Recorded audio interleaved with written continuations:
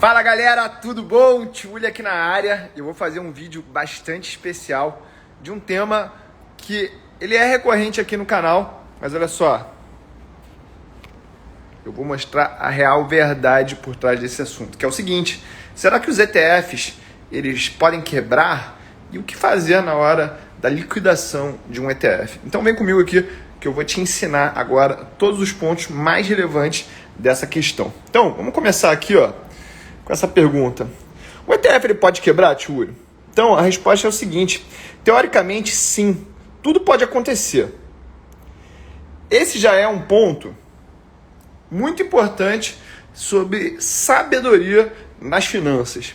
Por mais que tudo fale que não pode acontecer, a gente pode sempre se deparar com o tal do cisne negro. O que é o cisne negro? Aquilo que ninguém nunca viu e por isso elas partem da premissa de que não pode acontecer. Essa história, a gente tem que voltar lá atrás, na Europa, uma época que ninguém nunca tinha visto um cisne negro. E aí, a partir do momento que eles descobriram que lá na Austrália tinha muito cisne negro, a gente começou a fazer uma nova pesquisa sobre o que é possível ou não no mundo, né? Então, quando a gente vê lá na teoria, não pode quebrar um ETF, mas na prática a gente sabe que pode. Por quê? Primeiro, que não pode, quer dizer, por quê? Lá nos Estados Unidos, os circuit breakers, eles são divididos da seguinte maneira: primeiro tem o level 1 de 7%, depois de 13% e depois de 20%. E da onde que nasceu os circuit breakers? Lá em 87, teve um dia que teve uma queda de mais de 20% na Bolsa Americana, e a partir desse ponto eles falaram assim: a gente tem que botar um limite de segurança aqui para o mercado ele não surtar. E com isso a gente começou a ver os circuit breakers. Você pode perceber que os níveis aqui do Brasil são diferentes dos Estados Unidos. Aqui a gente tem o circuit break aos 10% de queda, depois 15% e depois 20%. Isso no índice, tá? Papéis individuais podem ter uma variação diferente, beleza? Então vamos voltar aqui, porque que na prática, sim, a gente não deve ver um ETF quebrando, tá? A gente pode chamar aqui a atenção para os ETFs alavancados. Por quê? Porque eles são rebalanceados diariamente, via de regra. Isso aí te ensina a seguinte coisa: quando a gente tem uma queda de 20% num ETF alavancado, vamos dizer que ele caiu de 100 para 80. No dia seguinte, se tiver uma queda de novo de 20%, como ele foi rebalanceado, ele não vai cair de 100 para 60. Ele vai cair 20% em cima daquele novo valor de 80. Ou seja, ele vai cair de 80 para 64. Entendeu a dinâmica, então? Por isso, como a gente tem os circuit breakers mais o rebalanceamento diário desses ETFs alavancados, a gente tem uma outra dinâmica de cotações. Isso pode proteger. Por que eu chamei a atenção aqui dos ETFs alavancados? Porque a gente tem ETFs alavancados em até 3 vezes na Bolsa Americana. E vamos voltar aqui só para a gente contar um pouquinho da história dos ETFs, tá, gente? Os ETFs são fundos fechados, Exchange Traded Funds, e eles se iniciaram lá perto da década de 80 nos Estados Unidos, em 89, para ser mais específico. E lá nos Estados Unidos a gente já tem mais de 1.800 ETFs. Lá no Japão também é uma classe de ativos muito popular, tá? Também com mais de 1.000 e poucos tipos diferentes. E aí, quando a gente fala desses ETFs alavancados, é deles que eu tenho medo nessa história. Será que um ETF pode quebrar ou não, tá? Então vamos continuar aqui olhando. Apesar de serem rebalanceados via de regra diariamente, isso aqui não é uma coisa absoluta, tá? Então a gente tem vários ETFs alavancados. Entre eles, a gente pode chamar a atenção aqui do ouro, prata e de alguns índices. Ou seja, galera, a gente tem vários tipos de ETFs. A gente tem ETFs de ouro alavancado em 1, 2, 3 vezes, prata também, dos índices também.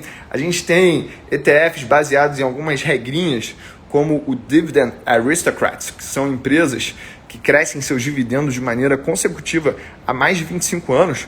Esse ETF a gente pode encontrar ele através do código NOBL, o famoso Nobel, tá bom? Então vamos avançar aqui no nosso vídeo para a gente vai entender por que acontece a liquidação de um ETF, né? Então ele pode acontecer por excesso de complexidade do produto, ou seja, não tem demanda porque ninguém consegue entender ou ele é muito específico. Tem uma liquidez muito baixa, tá? Essa liquidez muito baixa, ela pode tirar a atratividade do produto. Lembrando que o ETF ele é uma maneira de facilitar o investimento das pessoas num conjunto ou numa classe específica de ativos. E aí, quando a gente não tem liquidez, isso atrapalha. Eu até gosto de falar que o tripé dos meus investimentos passa por ter uma carteira diversificada, com alta liquidez e com um baixo custo, beleza? Uma outra coisa que a gente gosta de olhar também, ó, que é o ETF com tamanho tão pequeno que ele não paga os custos. Lembra, os ETFs, eles são produtos de baixa taxa de administração. Então, se a gente não tem um tamanho suficiente num ETF, ele não consegue pagar os custos inteiros para aquela empresa que está fornecendo esse ETF. Vamos falar aqui de alguns fornecedores relevantes no mercado de ETFs nos Estados Unidos? A gente pode falar da Vanguard, a gente pode falar da Fidelity, a gente pode falar da BlackRock, e aqui no Brasil a gente tem também o Itaú como um grande fornecedor, beleza? Vamos aqui falar da parte fornecedores. Por quê? Muitos desses ETFs que são liquidados, eles são liquidados por empresas que não têm muita tradição ou não têm uma gama de ETFs relativamente relevante, né? Vamos falar assim. Então, quando a gente está falando dessas empresas que eu acabei de mencionar, esse risco de liquidação diminui muito. Mas quando a gente está falando de outras empresas com menor estrutura ou com menos experiência em fazer isso, a gente pode correr esse risco. Lembra, essas grandes empresas, elas podem contratar market makers, que são personagens dentro do mercado financeiro, que servem para comprar e vender uma quantidade mínima e dar liquidez para alguns participantes. Isso acaba estimulando aí aquele mercado, tá bom? Então, vamos aqui avançar essa discussão para o seguinte ponto. Como é que é o processo de liquidação de um ETF, gente? Primeira coisa, o ETF ele manda um comunicado para a Bolsa. Aqui no caso, tudo que a gente está falando é nos Estados Unidos, tá? E ele manda um comunicado também para os cotistas entre uma semana e um mês antes da liquidação. Isso aí depende do motivo. Eu acredito que se for uma liquidação mais organizada, eles vão mandar isso um mês antes. Mas se for algum problema que eu nem consigo pensar, alguma coisa de fraude ou alguma coisa muito grave, pode ser uma semana para acabar rapidamente com o problema, tá? E aí a gente evolui para o segundo passo, que é o seguinte. Os diretores do ETF, eles terão que aprovar que cada cota é resgatável na liquidação. Olha só, não é possível esse resgate antes do fundo ser liquidado, porque até lá você pode se desfazer das cotas a mercado. E eu já deixo aqui uma sugestão para você, tá? Caso você veja que um ETF ele vai ser liquidado ou você receba a comunicação, a cartinha ou e-mail que esse ETF ele vai ser liquidado, já venda já isso a mercado antes que aconteça, para evitar complicação. Lembra, a gente quer investir para tornar a vida mais simples, não mais complicada, beleza? E aí, vamos continuar aqui na nossa lista de passos por um processo de liquidação de um ETF, tá? E aí, o próximo passo é o seguinte, a maioria dos casos a gente sugere que você venda antes da liquidação, e aí, no dia da liquidação, aqueles cotistas, eles receberão o NAV do fundo. O que é o NAV do fundo, gente? É o Net Asset Value, que é o patrimônio líquido aí dos cotistas. Vamos simplificar isso para a nossa realidade? Vamos dizer que uma empresa aí, ela tenha os ativos líquidos dela em 100 mil reais.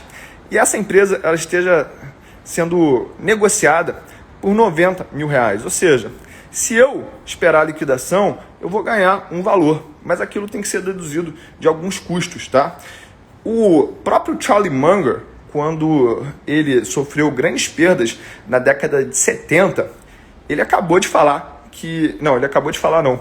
Ele falou lá que existia um grande gap entre o NAV, o Net Asset Value desses fundos que ele tinha e o preço de cotação deles. E é por isso que ele considerava isso um tipo de margem de segurança, tá? E aí vamos continuar aqui, ó. O seguinte, essa liquidação ela pode gerar um custo tributário para você.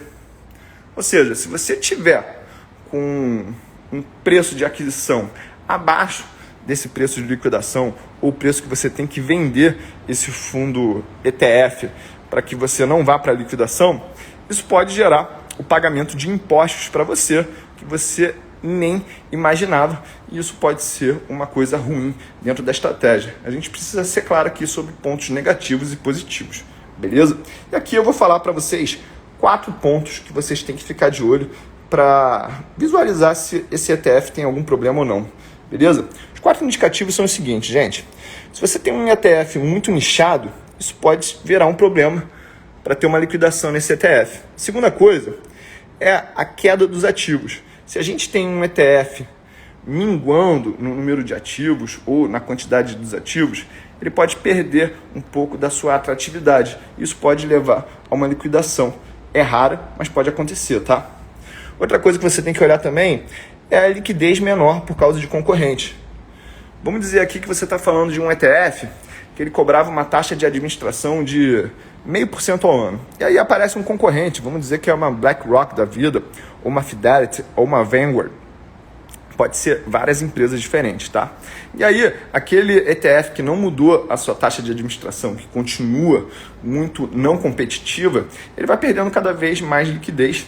Isso pode levar à liquidação, eventualmente, desse ETF. Então, fica de olho nisso aí, tá? E por último, a gente tem que ler o prospecto do ETF. Por quê? Porque lá tem todas as regrinhas como aquele ETF deve ser gerenciado e administrado. Quais índices ele pode comprar, quais ativos ele pode ter, como é que é o processo de liquidação, cobrança e também qual é o tipo de relacionamento que ele tem com os clientes. Então, galera, esse aqui foi um conteúdo que eu fiz especialmente para um aluno meu do curso Marco Zero. Eu quero agradecer aqui o Carlos por ter pedido esse conteúdo, que eu acho que ele foi muito relevante, porque eu nunca vi ninguém no Brasil fazendo um conteúdo tão profundo sobre liquidação de ETFs como esse aqui. Então, Tiuli, mais uma vez, o canal do conhecimento transbordando na tua vida. E é só o começo, galera. Tamo junto. Beijo!